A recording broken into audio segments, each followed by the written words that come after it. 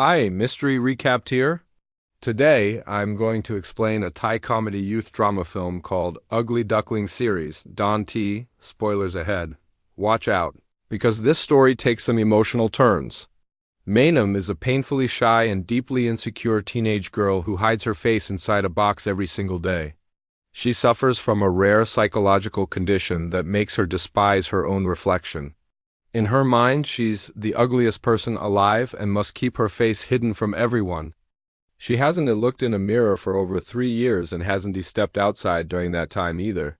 She lives with her older brother Plawan and their father Mr. Bon, who constantly worry about her. One evening, Plawan comes home with a scraped elbow and confesses to shoplifting. To escape punishment, he cruelly shifts the spotlight to his sister, calling her a total psycho because of her condition. His words hit Mainam like a punch. Her chest tightens and panic takes over. Mr. Bon, used to her anxiety attacks, gently helps her breathe again until she calms down.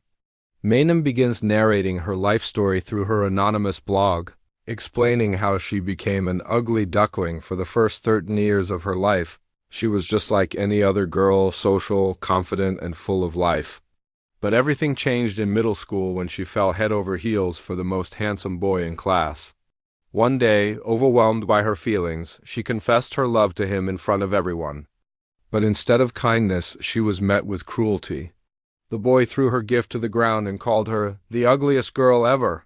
He mocked her, telling her to wear a bag on her head because her face was a jump scare. His classmates joined in, laughing and calling her ugly, following his lead like a cruel chorus.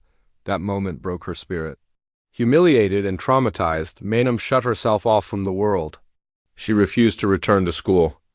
Mr. Bond tried everything to convince her, but when he realized she was suffering from a real psychological wound, he allowed her to be homeschooled. For a year, she avoided mirrors and the outside world completely, until one day, while trying to retrieve a stuck balloon outside her house, a stranger approached to help. Panicking, Mainam covered her face with a paper bag and something unexpected happened. She felt safe. The bag became her emotional shield, her comfort. She said it felt like finding her soulmate. From that day on, she never showed her face to anyone again. Eventually, the fragile paper bag evolved into a sturdy box, and she's kept it ever since.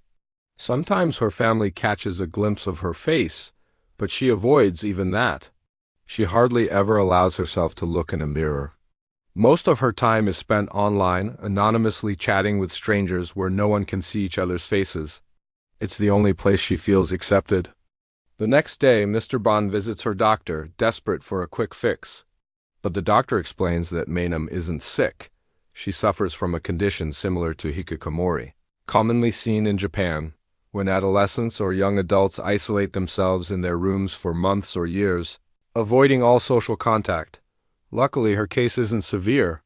She still communicates with her family, which means she hasn't completely shut the world out. The doctor warns that fear is her biggest obstacle and urges Mr. Bond to help her return to society before she cuts everyone off completely. At dinner that night, Mainam eats through a straw, refusing to remove her box. Mr. Bond speaks in a serious tone, asking both children to listen carefully. The siblings jump to wild conclusions, guessing that he either has cancer or is about to come out as gay. He firmly denies both and announces his real plan. Mainam will start going to school with Plawan tomorrow. Mainam is stunned. She thinks it's a joke, but her father doesn't budge. For the first time, he's completely firm about his decision. Even Plawan is surprised by his father's determination. Furious and terrified, Mainam yells that she hates him and runs to her room. She spends the night crying, convinced that everyone will make fun of her box. Still, she'd rather face mockery for the box than be called ugly again. To lift her spirits, Plawan brings her a brand new box to replace the worn-out one and offers to decorate it with her. She removes the old box for the first time, revealing a face that is anything but ugly. Her brother promises to stand by her no matter what, though his words don't erase her fear. Together, they decorate the new box, turning it into her armor for the day ahead. The next morning, Mr. Bond drives them both to school. After Plawan gets out, Mainam begins hyperventilating under the box. Mr. Bond quickly plays calming music and encourages her gently. She apologizes for her harsh words the previous night and thanks him for trying to help. The moment she walks away, Mr. Bond breaks down in tears, overwhelmed with worry for his daughter. Maynham gathers her courage and steps into the school building, holding her breath. Her bright, oversized box immediately draws attention. Students whisper, point, and laugh, their reactions pulling her back into the painful memory of her humiliation years ago. She grows dizzy and nearly collapses, but just then, a boy in a helmet steps forward to help. He introduces himself as Minten, and his presence gives her a strange sense of relief. But panic gets the better of her, and she runs away. In the process, she bumps into the school's most popular guy, Zero. Zero and his group circle her curiously, demanding that she remove the box. When she refuses, they try to force it off, surrounding her like predators. Suddenly, Minten intervenes, ripping off his helmet to reveal his face. The tension between Zero and Minten is electric. They lock eyes like rivals and decide to settle their conflict outside. Minten firmly takes Maynham by the hand and leads her away, becoming her unexpected protector.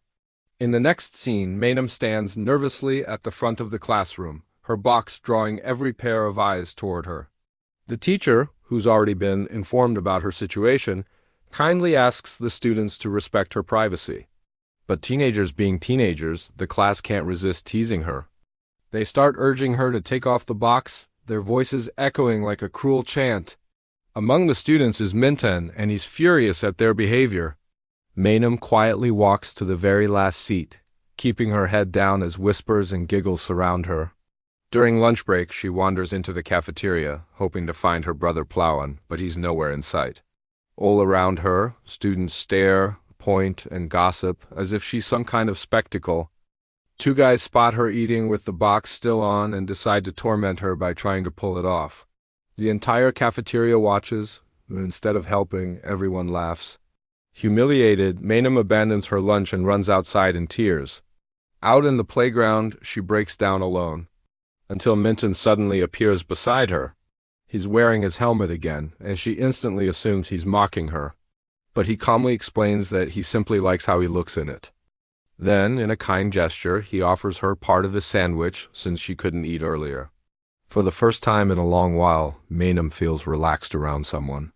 They laugh, share jokes, and talk easily. But the moment turns bittersweet when she admits she doesn't plan to return to school the next day. Minten firmly declares that he is her friend and begs her to keep coming, even if it's just for him. Later that day, Minten and Zero finally face off like they promised. Tension builds as they exchange insults.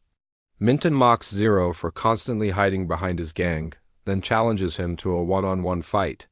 Zero accepts, telling his friends to stay back, and the two clash. Minten throws the first punch, but Zero hits back just as hard. Meanwhile, Maynham is on her way home when she sees the fight unfold. Before it escalates further, the police arrive, forcing the boys to separate. But as Zero walks away, he spots Maynham and suddenly grabs her hand, pulling her along. He drags her to a quiet spot and rips the box off her head. For a moment, he's frozen, stunned by what he sees. But Maynham misunderstands his silence, believing he's horrified by her appearance.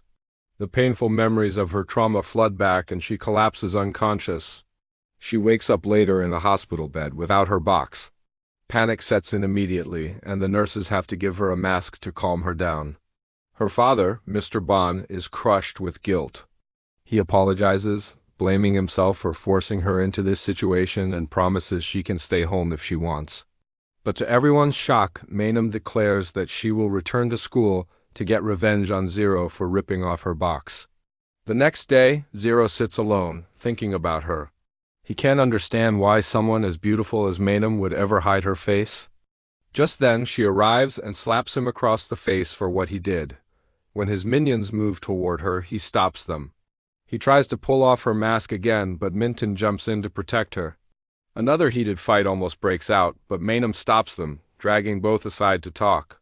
By now, the entire school is buzzing with gossip. The boxhead girl has two handsome guys fighting over her. Maynham yells at both of them for making her life even harder. When Minten explains that he just wanted to help, Zero bursts out laughing, convinced that Minten is romantically interested in her just like him. Minton senses Zero's feelings and asks directly if it's true. Flustered, Zero denies it and calls Maynham ugly to cover up his embarrassment. His words slice through her like a knife, dragging her back into the darkness of her trauma.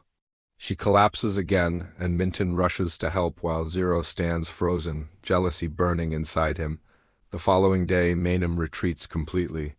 She locks herself in her room and refuses to speak to anyone. Mr. Bond and Plowin discuss, helplessly, what they can do to bring her back out of this spiral. That's when they hear a voice calling from outside the house. It's Zero, come to apologize. But Plowin angrily refuses to let him in, blaming him for pushing his sister back into her insecure state. The next morning, Minton arrives determined to cheer her up. She refuses to let him in at first, but his persistence wins. She finally opens the door wearing a face mask. To her surprise, he's brought a handmade duck box for her to wear. It's silly, bright, and impossible not to laugh at. He's also made a matching duck helmet for himself. The two put on their goofy disguises and share a lighthearted moment together. They joke about starting a Daft Punk band, but in reality, they just enjoy each other's company over food. Minton gently promises to take care of her and convinces her to give school another chance. The next morning, he even drives her there himself. When Maynham is alone at school, Zero approaches again to apologize. But before he can finish, Plowin intervenes and drives him away. Later during class, a girl named Ozone comes up to Maynham with a favor to ask. A rumor has been spreading around school that Maynham and Zero are dating. Since Zero might listen to her, Ozone begs Maynham to convince him to stop bullying students. Maynham firmly denies any involvement with him and storms off, frustrated. Even during lunch break, people surround her with similar requests, but she turns them all down. Then shocking news reaches her: Zero's friends are beating up Plowin. She rushes over and finds them holding her brother down, fists flying. Zero orders them to stop and claims Plowin started the fight. Furious, Maynham calls Zero out in front of everyone, accusing him of being a thief who bullies weaker students for money and homework. Zero's face falls in shock. He never gave such orders. When Maynham confronts Zero, she pleads with him to stop hurting people. But instead of agreeing right away, he flips the situation. He tells her that if she takes off her box, he'll make a promise to never use violence for personal gain again. It's a risky trade, but with no other way to protect others, Maynham gathers her courage. In a powerful moment, she takes off the box, revealing her face to everyone. The crowd goes silent, completely shocked by her beauty. Later, overcome with emotion, Maynham hugs Minton, tears streaming down her face. She cries that everyone saw her today, her voice trembling. Minton, seeing her face for the first time, is stunned for a brief moment, but he quickly focuses on comforting her. Back home, Plowin excitedly shows her the flood of comments under a picture someone posted of her online. To his surprise, almost every comment is positive, filled with admiration, but even this doesn't fully convince Maynham. Deep down, her insecurities still whisper that she isn't beautiful. As she heads to her room, she notices the window open. Suddenly, Zero appears out of nowhere, asking her to stay quiet. He sincerely apologizes for calling her ugly and admits that she is actually the most beautiful girl he has ever seen. His words linger long after he leaves, echoing in her mind like a song she can't shake.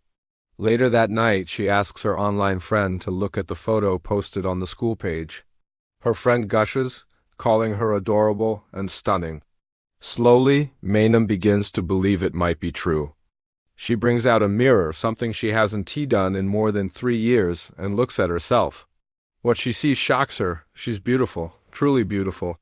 For a moment, she almost can't believe her own eyes. The next day, Maynham walks into school without her box for the very first time. Every head turns. Students whisper and stare, but this time it's not mockery, it's admiration. Though her heart races, she stands tall. Maynham is finally ready to embrace herself and start a new life with a confidence she has never known before. Subscribe for more videos like this, turn on notifications, and leave a like to support the channel.